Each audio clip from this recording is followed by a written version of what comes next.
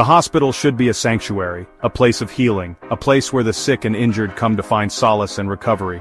It's a place where families gather, hoping for the best, and where dedicated professionals work tirelessly to save lives. But what happens when this sanctuary turns into a place of unimaginable horror? For dozens of patients it became a tomb, a place where their final moments were filled with fear and pain rather than comfort and care. The very walls that were supposed to protect them became silent witnesses to their suffering. Their silent screams went unanswered, the cries for help that never reached the ears of those who could save them. The desperation that filled the air, yet remained unnoticed. It was as if the hospital itself had turned a blind eye to their plight, their killer hiding in plain sight, a trusted figure, someone who was supposed to care for them. Donald Harvey, a man who took an oath to save lives, instead chose to end them. He blended seamlessly into the hospital environment, his true intentions masked by his uniform and demeanor. Donald Harvey, the angel of death, left a trail of devastation. His actions were calculated, his methods chillingly efficient. He preyed on the vulnerable, those who trusted him implicitly. His presence was a dark shadow over the hospital, a constant threat to those who were already at their weakest. Over 70 deaths are linked to him, each one a life cut short, a family left in mourning. The sheer scale of his crimes is almost incomprehensible. How could one man cause so much pain, so much loss? His victims, the most vulnerable among us, entrusted him with their lives. They believed he was there to help them, to ease their suffering. Instead, he became their worst nightmare. The trust they placed in him was betrayed in the most horrific way possible. They had no idea they were staring death in the face. The person they thought was their savior was, in fact, their executioner. The fear and confusion they must have felt in their final moments is unimaginable. The sheer number of lives lost is staggering. Each file represents a person, a story, a life that was cruelly cut short. The hospital, a place meant for healing, became a graveyard for these unfortunate souls. It's a chilling reminder that monsters can lurk in the most unexpected places. The very places we consider safe can harbor the darkest of evils. It's a sobering thought, one that makes us question the safety of the institutions we trust. Harvey's killing spree spanned decades. He moved from hospital to hospital, his actions going unnoticed for far too long. Each new location became a new hunting ground, each new patient a potential victim. He moved from hospital to hospital, leaving a trail of bodies in his wake. The institutions that were supposed to protect their patients failed to see the danger within their own walls. The oversight and lack of accountability allowed Harvey to continue his reign of terror. The true extent of his crimes may never be known. Each unmarked file, each empty room, a testament to the lives he took. The full scope of his actions may remain hidden, lost to the annals of time. Each life lost, a story cut short. Each victim had dreams, hopes, and loved ones who now have to live with the pain of their loss. The impact of Harvey's actions ripples through time, affecting countless lives. A family left to grieve. The sorrow and anguish of losing a loved one in such a brutal manner is a wound that never fully heals. The families of Harvey's victims are left with memories and a void that can never be filled. Donald Harvey used his knowledge of medicine for sinister purposes. He became intimately familiar with the tools of death. Cyanide, a deadly poison, was his weapon of choice. A quick injection, and life slipped away. He also used more insidious methods, suffocating patients with pillows, tampering with their life support systems. Harvey blended in seamlessly. He was a phantom, moving silently among the sick and dying. His methods were calculated and cold. He left little to no trace. He played God, deciding who would live and who would die. The patients, many already frail and ill, stood no chance. They became mere pawns in his twisted game. Donald Harvey claimed he acted out of mercy. He was a nurse, a trusted figure in the medical community, someone who was supposed to care for the sick and vulnerable. But behind his calm demeanor lay a dark and twisted mind. He believed he was relieving his victims' suffering. In his mind, he was ending their pain, providing a final escape from their ailments. But this belief was a facade, a mask to hide his true intentions. He saw himself as a savior, an angel of death. He thought he was doing a service, a grim reaper with a benevolent cause, but the reality was far more sinister. But his actions were far from merciful. They were calculated, cold, and devoid of empathy. Each life he took was a testament to his cruelty, not his compassion. They were the acts of a cold-blooded killer, a man who found a perverse pleasure in the power he wielded over life and death. His victims were not just patients, they were pawns in his twisted game. A killer who derived pleasure from the power he held over life and death. He thrived on the control, the ability to decide who lived and who died. It was a god complex that drove him to commit these heinous acts.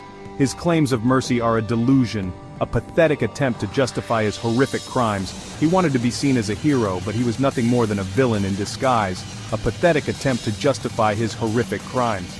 There is no justification for the pain he caused, the lives he shattered. His actions were driven by a dark desire, not a noble cause. There is no mercy in taking a life without consent, no compassion in ending someone's existence without their wish. His victims had no choice, no voice in their fate. There is no mercy in robbing someone of their future. The families left behind, the dreams unfulfilled, the lives cut short, all are a testament to his brutality. Harvey's actions were driven by a need for control, a desire to dominate, to play God with the lives of those who trusted him. It was a sick game and he was the puppet master, a desire to play God, to hold the ultimate power over life and death. But in the end, he was not a deity. He was a monster hiding behind a mask of compassion. He was not a savior. He was a monster, a twisted soul who used the guise of mercy to mask his true nature. His legacy is not one of compassion but of horror and pain.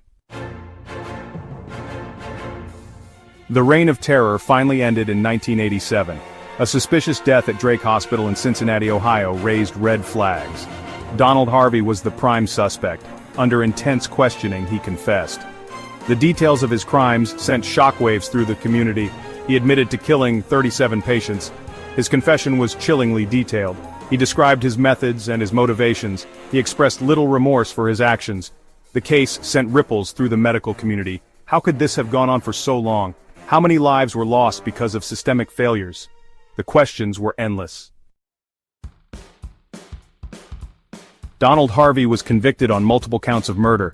His crimes spanned over 2 decades, during which he took the lives of at least 37 people, though some estimates suggest the number could be much higher.